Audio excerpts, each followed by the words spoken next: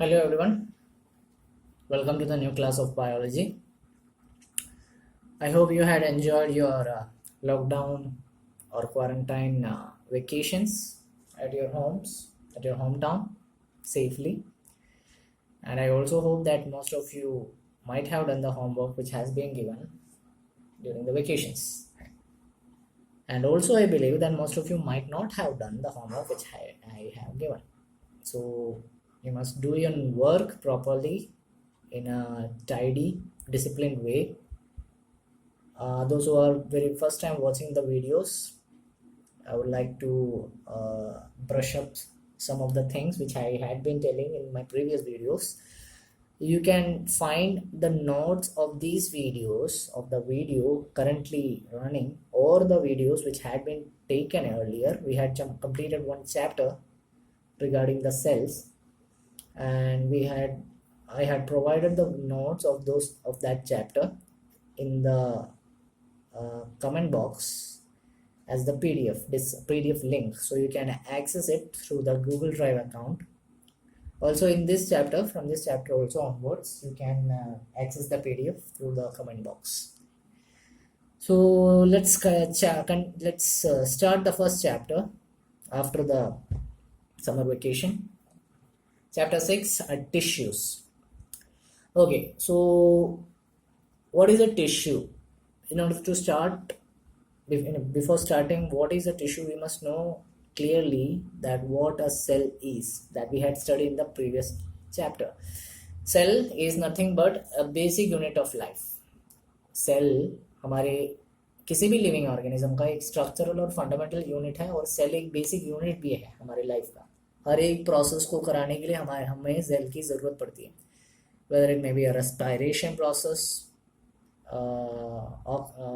whether it may be eating process, whether it may be reproduction process, whether it may be movement of a living organism, किसी भी चीज़ के लिए cell का होना ज़रूरी है. अगर वो एक लिविंग सेल है तो, लिविंग ऑर्गेनिज्म है तो सेल्स कभी कभार कुछ ऑर्गेनिज्म में एक सेल भी होता है, कुछ ऑर्गेनिज्म में एक से ज़्यादा सेल होता है. हमने ये पढ़ा भी था. जो एक सेल वाला ऑर्गेनिज्म होता है वो यूनिसेलुलर होता है, और जो एक से ज़्यादा होता है that is multi cellular organism.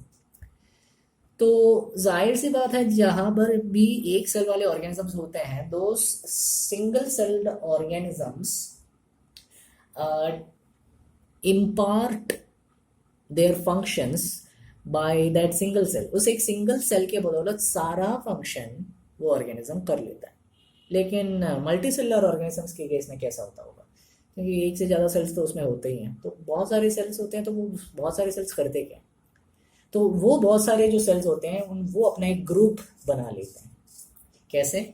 वो जो सेल्स होते हैं ऐसे सेल्स जो एक स्पेसिफिक फंक्शन को करने के लिए ग्रुप बन जाते हैं, such cells are actually known as tissues. ऐसे सेल्स को टिश्यू के नाम से जाना जाता है. ओके, टिश्यूज को इस तरीके से अरेंज करके रखा है या फिर रखा जाता है so that it could give the maximum efficiency of its function. अपने फंक्शन का सबसे ज़्यादा एफिशिएंसी देने लायक हर टिश्यू को अरेंज करके रखा जाता है in a multi organism. तो जाहिर सी बात है, इस चैप्टर में we will only discuss about multi organisms because we are discussing about the topic tissue. कुछ टिश्यू के एग्जाम्पल्स, ब्लड एक अच्छा एग्जाम्पल है, फ्लोएम पढ़ेंगे हम आने वाले टॉपिक्स में, मसल्स जो मांसपेशियां हमारे शरीर में पाया जाता है, बोन्स हमारी हड्डियां, all these are examples of tissues. Okay, अब एक क्वेश्चन ज़रूर आपके मन में होगा कि whether you take a plant cell, whether you take a plant or you take an animal, when you consider both, क्या डिफरेंस होगा प्लांट और एनिमल में? स्ट्रक्चर में तो डिफरेंस है ही है, वैसे सेल के हिसाब से क्या दोनों में बहुत सारा फर्क है? क्या दोनों में सेम टाइप ऑफ सेल्स पाए जाते हैं? उसके बारे में हम आगे देखेंगे कि क्या सिमिलैरिटी या डिसिमिलैरिटी, ज़्यादातर डिसिमिलैरिटी होगी, क्या डिसिमिलैरिटीज पाया जाता है in case of the plant as well as the animal cells. Okay, so let's see some notable differences which are found in plants and animals. Plants के केस में हम जानते हैं प्लांट स्टेशनरी होते हैं, फिक्स्ड होते हैं, एक जगह पर फिक्स किए गए जाते हैं. इस वजह से फिक्स होने की वजह से उनको सीधा एकदम मतलब ऊपर की तरफ ग्रो होना ज़रूरी है और वो वैसे ही करते हैं. तो हमेशा अपराइट स्टे होने के लिए उनके पास कुछ टिश्यूज़ का होना ज़रूरी है, जिनको सपोर्टिव टिश्यू के नाम से जाना जाता है. और ज़्यादातर इन सपोर्टिव टिश्यूज़ के अंदर जो सेल्स होते हैं वो डेड सेल्स होते हैं, है ना. लेकिन इन केस ऑफ एनिमल्स वो बहुत ज़्यादा मूव करते हैं एक जगह से दूसरी जगह की तरफ, खाना खाने के लिए हो, किसी भी प्रोसेस के लिए वो एक जगह से दूसरी जगह मूव करते हैं, ज़रूर करते हैं. तो जाहिर सी बात है they need energy, more energy in compare to plants. Animals के कंपैरिजन में they need more energy because they move a lot, they have a lot of movement to be done. So definitely animal tissues जो रहते हैं उनके ज़्यादातर जो sales होते हैं लिविंग सेल्स होते हैं, डेड सेल्स नहीं होते हैं जैसे प्लांट्स में पाए जाते हैं. That is a one difference between the tissue of plant and animal. Plant tissue is dead, animal tissues are mostly living, ज़्यादातर लिविंग सेल्स होते हैं या फिर लिविंग टिश्यूज होते हैं. सेकेंड, प्लांट के केस में कुछ पर्टिकुलर रीजन्स में जो ग्रोथ रहता है वो रेस्ट्रिक्टेड है, मतलब रोका जाता है, लिमिटेड है. लेकिन एनिमल्स में ऐसा कोई रेस्ट्रिक्शन नहीं है. एनिमल्स बराबर मात्रा में या रेगुलर तरीके से ग्रो होते जाते हैं. प्लांट्स में ऐसे टिश्यूज, ऐसे जगह जहाँ ज़रूर होती हैं जहाँ पर प्लांट्स को ग्रोथ बहुत ज़्यादा हमेशा हमेशा के लिए होता रहता है, और कभी कभार ऐसा भी होता है कि प्लांट्स के ग्रोथ रेस्ट्रिक्टेड हो जाते हैं, है ना. जैसे फॉर एग्जांपल बड़े बड़े पेड़ अगर एग्जांपल लें, ट्री के स्टेम रेगुलरली ग्रो होते रहते हैं, ट्री के ब्रांचेस रेगुलरली ग्रो होते रहते हैं. लेकिन ट्री में अगर फ्रूट है तो वो उस फ्रूट के ब्रांच बहुत ज़्यादा बड़े साइज़ के नहीं रहते हैं, वो रेस्ट्रिक्टेड रहते हैं. उसी तरह पत्तों के साइज वो रेस्ट्रिक्टेड रहते हैं, है ना.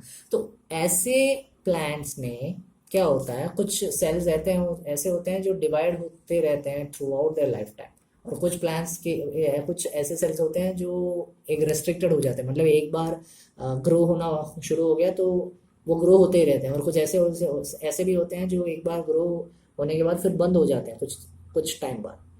So on the basis of that plant tissues की इस डिवाइडिंग कैपेसिटी के आधार पर दो टाइप ऑफ टिश्यूज होते हैं प्लांट में. एक होता है मेरिस्टेमेटिक टिश्यू, दूसरा होता है परमानेंट टिश्यू.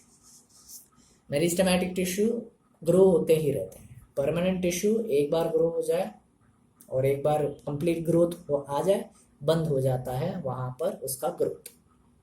लेकिन क्या यही चीज एनिमल्स के केस में होगा? तो क्या एनिमल्स के केस में होगा the type of classification on the basis of division of cell? नहीं. प्लांट्स के केस में जो ग्रोथ है वो यूनिफॉर्म है, इस वजह से उनके केस में ऐसा कोई क्लासिफिकेशन नहीं होगा. So this is the second difference. Plant has tissues which can grow regularly and permanently and sometimes can grow up to a certain period of time. But animals don't have such type of tissues because their growth is uniform, regularly होता रहता है ना. Plants में cell division की बदौलत वो mitosis cell division होता है, हमने पढ़ा था mitosis cell division, meiosis cell division. Mitosis cell division के चलते उनका डिवीजन एक टाइम के बाद फिर बंद हो जाता है, फिर बाद में उनमें डिवीजन नहीं होता. कंटिन्यूस एक उम्र तक उनमें डिवीजन होती रहती है, फिर बाद में डिवीजन नहीं होती. व्हाट अबाउट द ऑर्गन्स और ऑर्गन सिस्टम? एंड हम टिश्यूज़ के बारे में बात करें तो टिश्यूज़ का जब कंबाइनेशन होता है तो वो ऑर्गन बना देते हैं. टिश्यू का डेफिनेशन बताया था, cluster of cells form together to form, या group of cells form together to form a tissue which does a certain function, specific function. Organ भी वही काम करता है.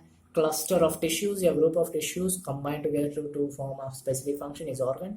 ऑर्गन सिस्टम, ऑर्गन का ग्रुप जो होता है वो ऑर्गन सिस्टम होता है. प्लांट्स के केस में उनके खाना खाने का जो तरीका रहता है, कोई भी प्लांट ले लो, सॉरी एनिमल ले लो, carnivore, omnivore, herbivore, whatever type of organism you take, an animal species you take, their feeding method is more complex than the case of plants. So इस वजह से एनिमल्स के केस में organ system नाम का एक सिस्टम एक्स्ट्रा मौजूद है which the plant do not possess. Sorry. So this is the third main difference. Plant do not have an organ system. Animals does have an organ system. Plant have types of tissues on the basis of their growth dividing capacity. Animals do not have that demarcation. मतलब वो जो classification है वो plants के animals के case में नहीं है. Plants do not move, so most of their tissues are dead. Animals move regularly, so most of their tissues are living, or the cells are living. Okay. So अब बात करेंगे हम the types of plants tissues. सबसे पहले plant tissues के बारे में बात करेंगे और सबसे पहले बात करेंगे हम मेरिस्टेमेटिक टिश्यूज के बारे में. दो टाइप ऑफ टिश्यूज हैं हमने बताया था, मेरिस्टेमेटिक एंड परमानेंट. सबसे पहले हम बात करेंगे meristematic tissues. Okay. Second type of plant tissue,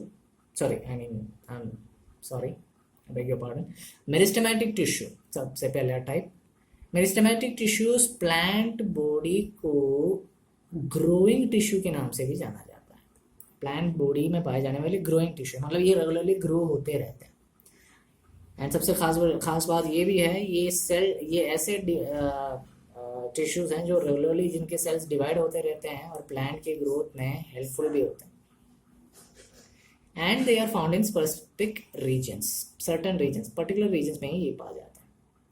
Jin regions में ये पाए जाते हैं उस रीजन के बदौलत they are actually of three types because of the presence of the region. ये जहाँ जिस एरिया में पाया जाता है वहाँ पर उस प्रेजेंस की बदौलत they are of three types.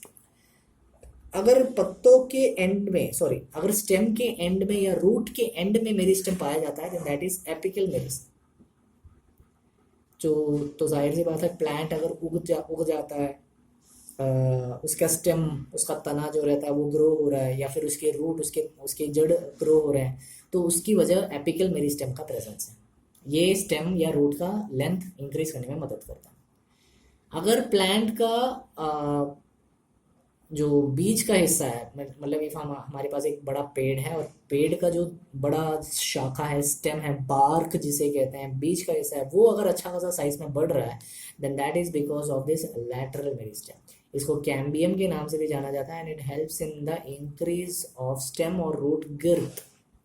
बड़े मोटे जड़ आपने देखे होंगे प्लांट्स के केस में because of the lateral meristem. आपने इसकी वजह में लैटरल मेरिस्टेम. स्टेम बड़े बड़े जैसे पेड़ हैं उनके जो स्टेम है वो बड़े मोटे साइज के अगर रहते हैं तो that is because of the lateral meristem. फिर आता है इंटरकैलरी मेरिस्टेम. इंटरकैलरी मेरिस्टेम क्या होता है? अगर हमारे पास एक पौधा है सपोज, तो उस पौधे का कुछ हिस्सा ऐसा होता है जहाँ से पत्ते या शाखाएं बाहर आती हैं, ब्रांचेस बाहर आती हैं. तो वो जो पॉइंट है जहाँ से एक पौधा या पत्ता बाहर आ रहा है या फिर एक फ्रूट ही बाहर आ रहा है that is actually known as the node. और कुछ प्लांट्स के केस में उन नोड्स में पाए जाने वाला मेरिस्टेम होता है intercalary meristem. So meristem are of three types: apical meristem, lateral meristem, intercalary meristem. Apical meristem tips में होता है स्टेम या रूट के. लैटरल मेरिस्टेम बीज का हिस्सा, जाड़ा या मोटा हिस्सा जो होता है वो लैटरल मेरिस्टेम की वजह से होता है. इंटरकैलरी मेरिस्टेम नोड्स में पाए जाने वाले मेरिस्टेम. ओके, तो इसका एक डायग्राम है, डायग्राम 6.2, वो आप बना लेना. एक छोटी सी चीज़ और बतानी है इसमें, एक डायग्राम है मैंने जैसे अभी बताया था, डायग्राम 6.2 बना लेना आप अपने नोटबुक में. मेरिस्टेमेटिक टिश्यूज में जो सेल्स होते हैं उनकी खासियत अगर देखा जाए, इनमें साइटोप्लाज्म बहुत गाढ़ा रहता है, डेंस रहता है. सेल्यूलोज वॉल बहुत थिन रहते हैं, पतले रहते हैं. और इसमें न्यूक्लियाई होता है वो बहुत प्रोमिनेंट रहता है, डोमिनेटिंग रहता है. लेकिन इसमें वैक्यूल मौजूद नहीं रहता. क्या वजह होगी वैक्यूल मौजूद ना रहने की? हम जानते हैं वैक्यूल का फंक्शन होता है टर्जिडिटी या रिजिडिटी प्रोवाइड करना सेल को. ऑलरेडी मेरिस्टेम क्या करता है? ग्रोथ, प्लांट को ग्रोथ देता है. प्लांट को ग्रो कराना मतलब प्लांट के हर एक हिस्से में पहुंचकर प्लांट को ग्रो कराता. रूट के टिप में, स्टेम के टिप में, प्लांट के गिर्थ में, प्लांट के नोड्स में, जहाँ पहुंचाकर उसको स्ट्रेंथ प्रोवाइड करवाता है. तो जाहिर सी बात हो वैक्यूल की वहाँ पर कोई ज़रूरत बनती नहीं. So it doesn't has vacuole. So meristems do not have vacuole. Okay, so that's all about today's class. I hope you enjoyed it, and also you will get the notes of this class as PDF in the comment box. So access it and write the notes regularly. And next class में हम बात करेंगे कुछ permanent tissues के बारे में जो plants में पाए जाते हैं. Okay, so that's all for today. Stay safe, stay at home, and have a nice day.